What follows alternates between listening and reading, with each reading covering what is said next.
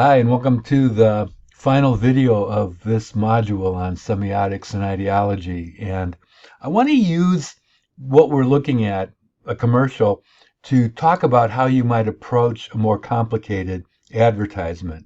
And of course, commercials are more complicated than text ads or billboards because you also have sound, sometimes several layers of sound. You have movement, character movement, camera movement.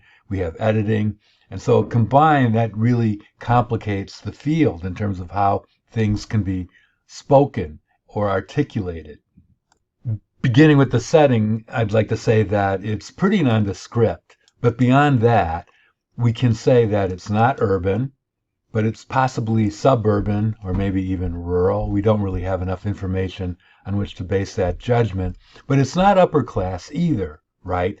It's not in a mansion. It seems to be an everyday house, which is part of the nondescriptness about it. So briefly, you can note the furniture in the background, all just kind of soft, and I'm going to call them generic couches. There might be situations in which you would want to get more specific, but not here. Painting, pretty blah. It's cut off in the background, some sculpture, etc., etc. The characters reinforce this sense that it's not an elitist advertisement. He's wearing a plaid shirt. She's got some sort of outer shirt on, and he's wearing what look to be kind of like Chuck Taylor ripoffs, possibly, and she has what are possibly jeans on.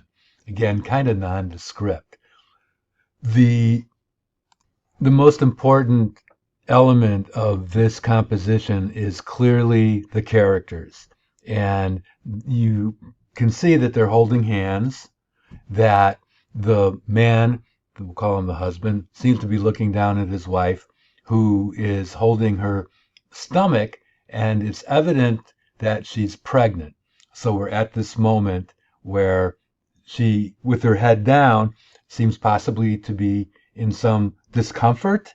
We don't know, but it's kind of anchored, but loosely, by the fact that she is clearly so pregnant.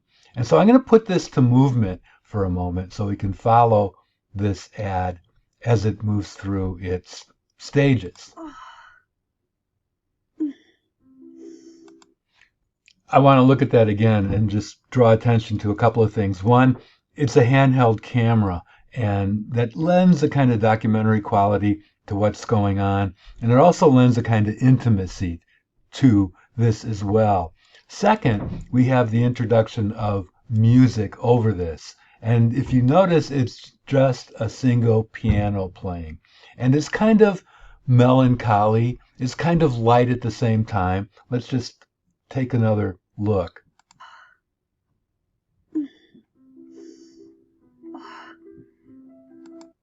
With the second shot, we get a sense again of this connection that's being made. You can see that they're still holding hands, that she is now looking up to him. This might be, in fact, the moment. But by getting closer to the characters physically, we get closer to them emotionally as well. So as the music keys in,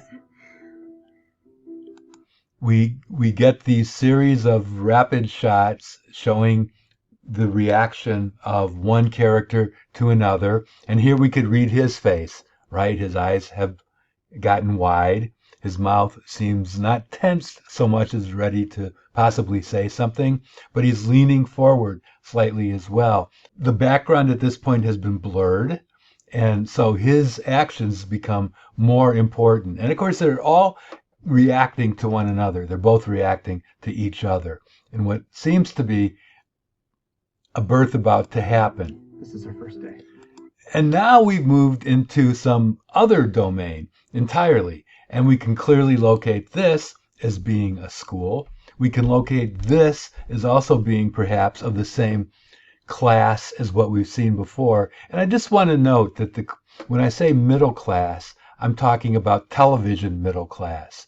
In other words, it tends to be upper middle class, a kind of generic, non-detailed world in which people can live seemingly comfortably, but with which we can also kind of project our own selves into the situations, particularly because the situations are heightened. Here, the girl's first day at school, dad acting somewhat protectively in what seems to be a safe space, right? And part of the generic middle class is that everything is swept up and nicely tidy and so on. Within 13 seconds, we have gone now to our third family. This family seems all to be in bed, even though it is daytime. Same kind of light streaming through the window. The setting is similar to what we've seen before insofar as it being a generic upper middle class world. We're going to begin, as we've begun the first two scenes, with a wide shot that includes all of the characters and then cut in to a closer shot. Like with the first two scenes as well, these characters are touching. So we have the man and the wife who are holding hands. We have the father and child holding hands. And here we have all of the characters in bed together, seemingly at peace and at rest. So far, the middle class world we've been looking at has been all white. And now we move into African Americans. And as we'll see later, we are going to expand that even a bit more. So the repertoire of characters is beginning to widen. With this scene, we have the introduction of something else that's going to continue throughout the rest of the video, with characters saying, this is my favorite, this is awesome, etc., etc. And we know from the caption that this is happy, and from what I've told you, is the title of this commercial, and also happens to be the product, although we don't know anything about any products so far. So I'm just going to let this play on. This is my favorite. This is my favorite. Okay. This is Demi. This is Scout. So what's being built here is this kind of enveloping, warm series of heightened moments. And interestingly, as we move through them, always with the handheld camera, always with this warm sense of sun,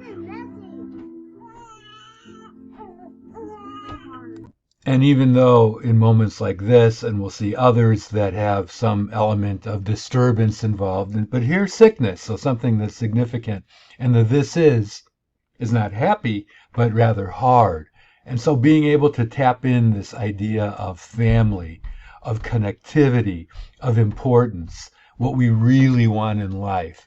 And this, of course, is something that no product can give us, and it never claims to be the case that it promises that. And now we're going back to the characters we saw at the beginning, rushing to the hospital.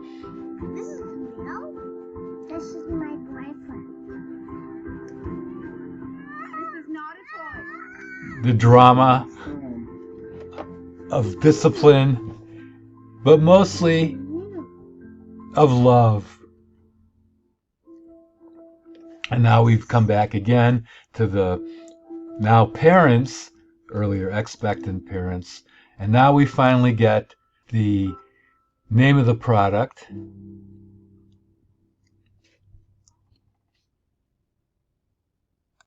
Actually, it was unclear to me what the name of the product was. Happy Family, Happy Todd. It turns out, and I had to search this on the web, it's Happy Organics. But it's interesting that the product never appears. In fact, nobody's eating food throughout the commercial. Instead, we're walked through this emotionally warm series of families going through these heightened moments of love. And we know, of course, that this is not going to give us love, but the association has been made, and hopefully, at least as far as the advertisers are concerned, that will lead to a purchase. That this whole notion of the commodification of desire transcends sexuality, which is where people tend to go right away when thinking about the commodification of desire, because so often advertising is linked to sexuality and desire too. But here, the desire can be broader, richer, deeper, perhaps. I'm going to leave it at that. So bye for now.